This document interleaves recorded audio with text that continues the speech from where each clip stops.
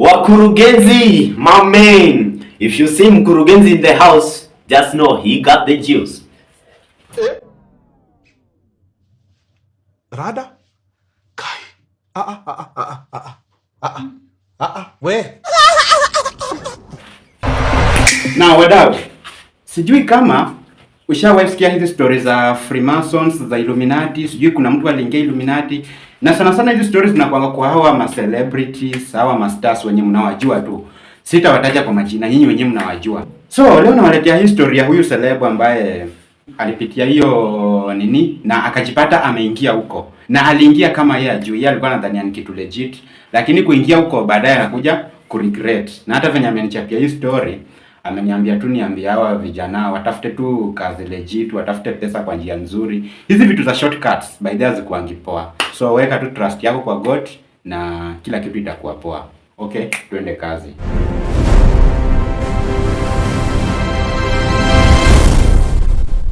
Na wakurugenzi, ilikuwa ni 20 ilikuwa ni 20 what? Ilikuwa ni 2013. Yeah, ilikuwa ni 2013. Sijui mwezi ulikuwa ni mwezi gani na sijui tarehe ilikuwa ni tarehe gani. Hiyo pia ni assignment yenu, pia mnaweza enda pia mchunguze. Yeah, so huyu jamaa ni jamaa ambaye mnamjua, ni jamaa ambaye ni hatari sana kwa music production industry hapa Kenya. Ni jamaa hatari sana.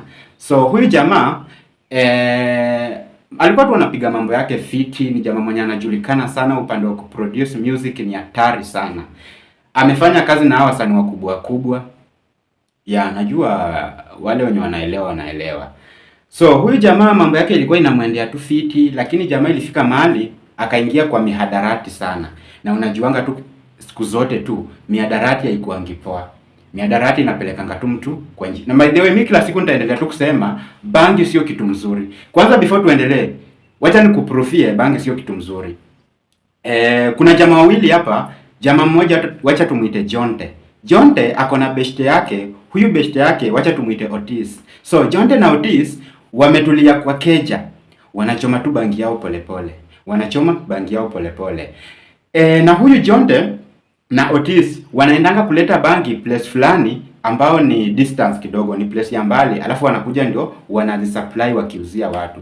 Sijui bei inakuanga gani juu sijaitumia. Hiyo ni uongo bwana. Hakuna. Hiyo ni uongo. So wanaenda wanaleta bangi na wanauzia watu. So hiyo siku Jonte na Otis walikuwa tu kwa keja wakichoma tu bangi yao tu fiti, wametulia wakisikiliza marege tu. Ya kidogo stima ikaenda. Stima kuenda, Jonte akasema wacha niteremke chini niende ni check meter box. Niangalie ni token ndio imeisha ama ni stima imeenda kwa kila mtu. Na sijui mbona Wakenya wanakuanga na hii tabia. Stima ikienda kwako lazima uende uconfirm kwa jirani ndio ujue kama ni kwako peke yako imeenda ama ni kwa kila mahali. Ni tabia wa Kenya hiyo. So Jonte akateremka chini kwenda kuangalia meter box. Kwenda huko kidogo unajua watu wa bangi venye wanakaa. Kufika huko akakutana na huyo neighbor, wakaanza kuchapiana ma story hapo. Wakaanza kupiga hapo story, akaingia hadi kwa neighbor ndani, wakakaa wakaanza kupiga story. Na huku Otis si alimaliza kuchoma bangi yake. Baada ya kuchoma akaona na Jonte arudi. Yeye akaamua akasema wacha niende mimi niende nilete hizo nini.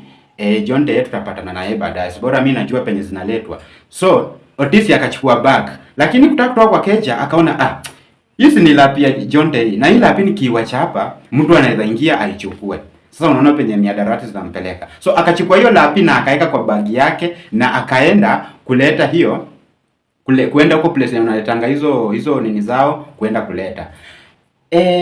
So yeye alikuwa aende alete bagi na arudi na hiyo lapi ya Jonte.